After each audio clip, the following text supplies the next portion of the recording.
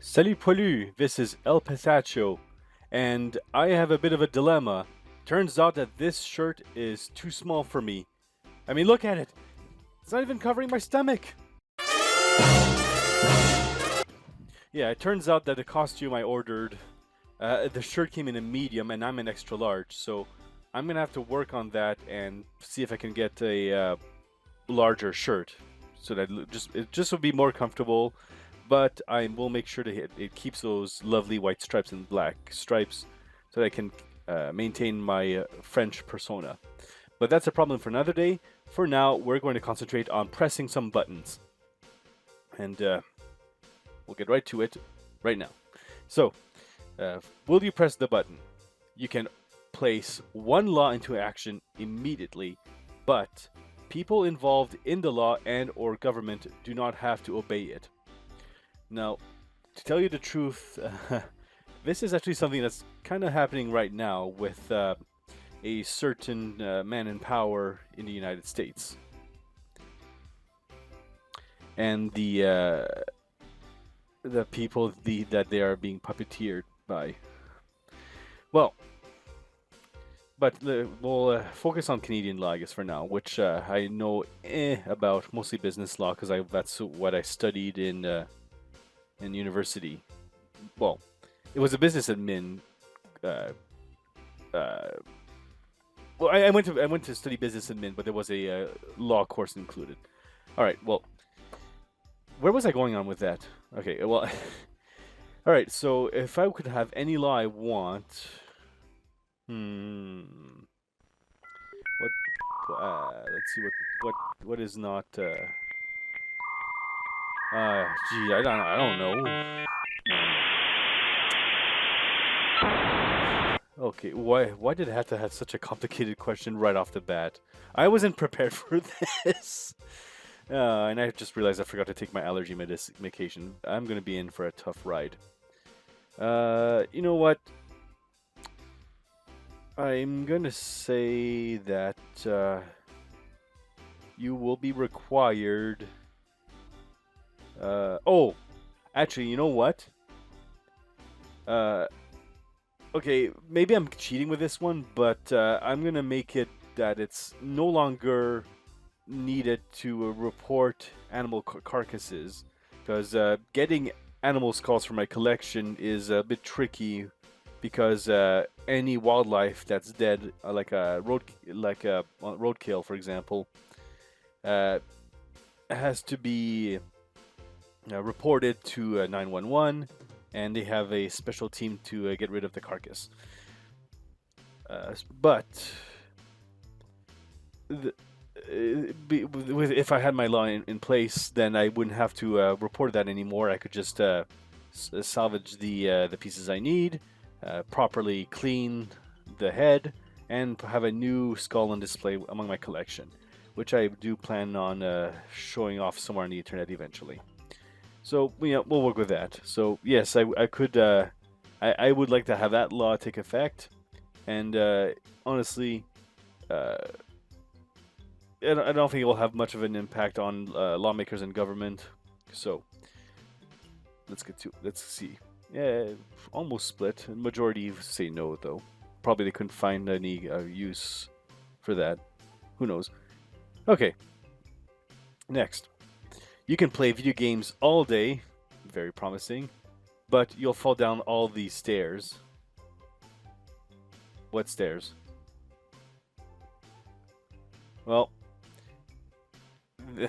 that's an easy that's an easy workaround. Just never use the stairs. You always use the elevator.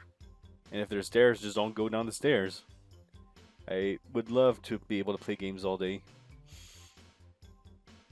That'd be a lot more relaxing than having to work, of course. All right, let's do this. Really? Maybe there's a hidden meaning behind this that I'm not aware of. If there is, leave a comment and prepare to have my mind blown. Next, you get a private jet with all your fuel provided and a pilot to fly you anywhere you want to go anytime. But once you're in the air, the jet generates a number between 1 and 50. And if it lands on 50, it explodes. Okay, so essentially, every time you take off, there's a 2% chance that you will find yourself in the Great French Plains in the sky. Mm, no, that's anything that's. I mean, it's like rockets being launched to into outer space. If there's any error that's greater than 1%, it's not worth it. Actually, I don't think it's even that. It's just there's no room for error at all. It has to be absolutely 0%. I hope. I don't know. I'm actually quoting Pokemon Ruby and Sapphire with that.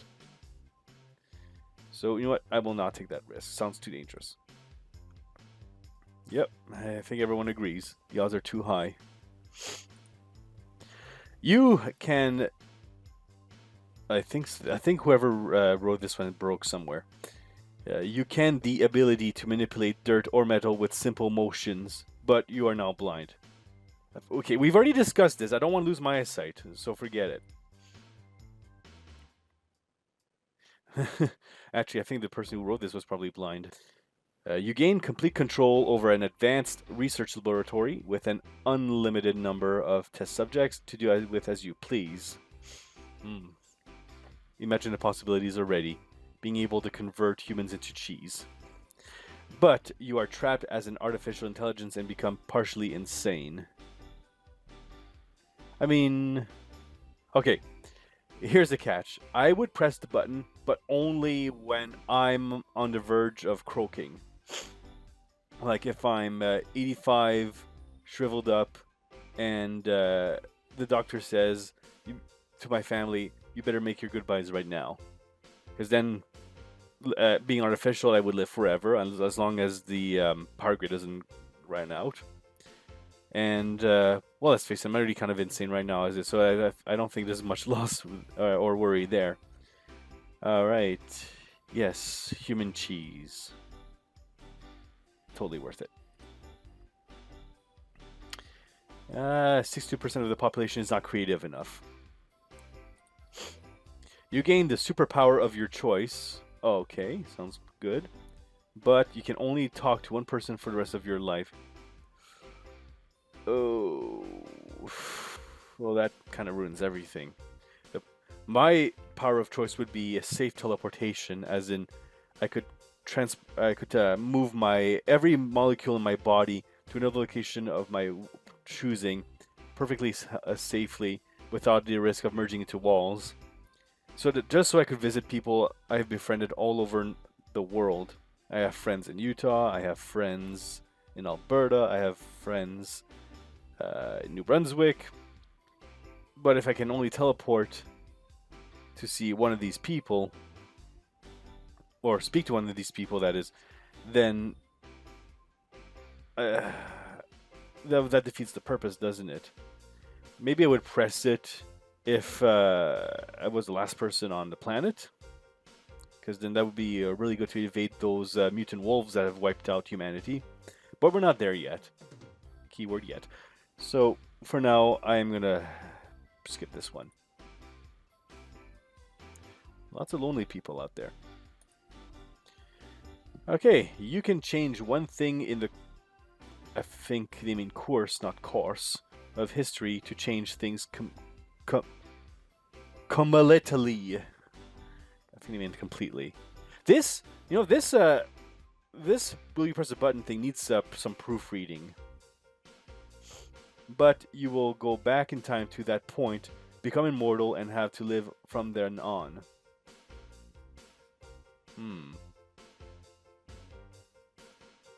I mean, I could go back in the toward the 70s perhaps and just change a minor thing there of my choice, and then I could live in a lifetime where I could actually afford a house.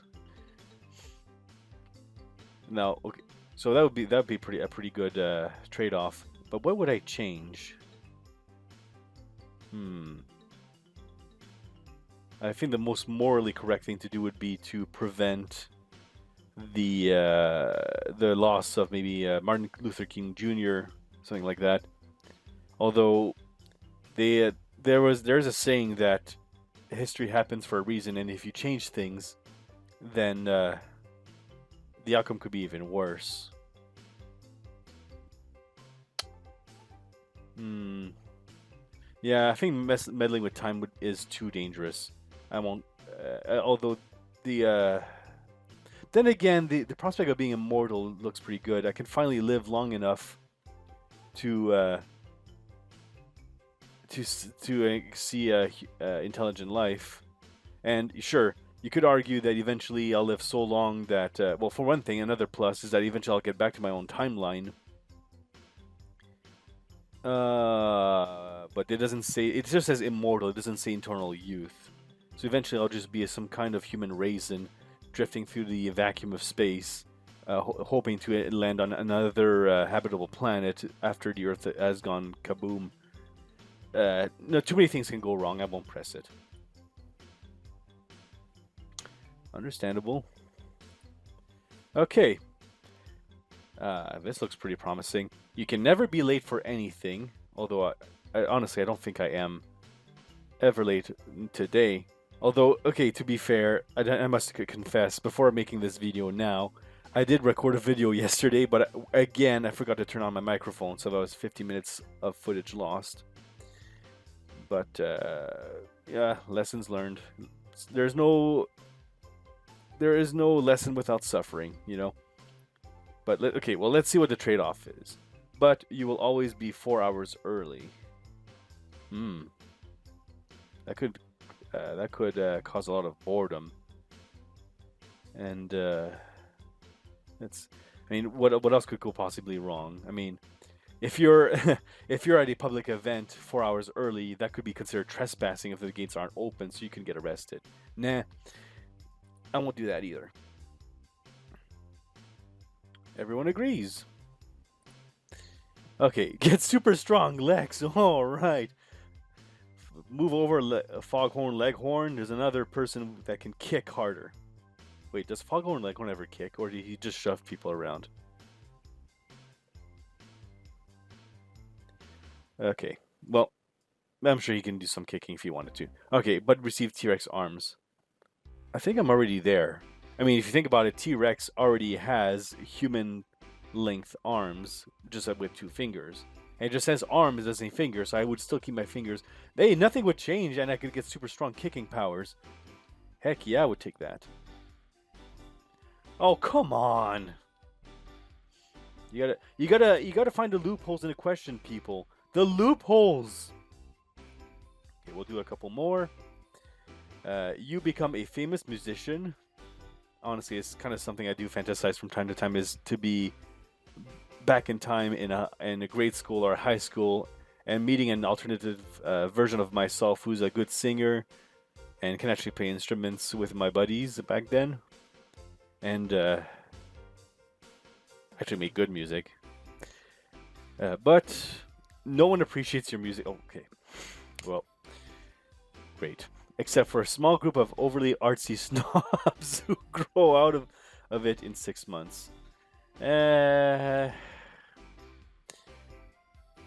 Nah, that just sounds like, I mean, still,